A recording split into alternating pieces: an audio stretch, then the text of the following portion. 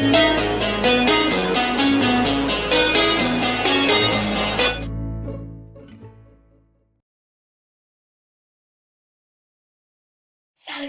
toată lumea! Eu sunt Andrei și astăzi vă voi arăta cum să jonglați cu clementină sau mandarină sau ce-o fi astea.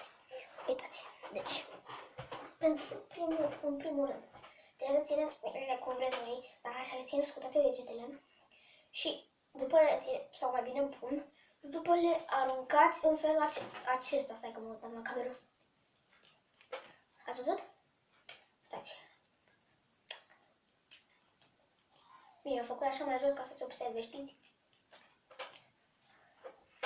Uitați-le, deci le uitați, le vedeți? Stai, că tot voi la camera. Uitați.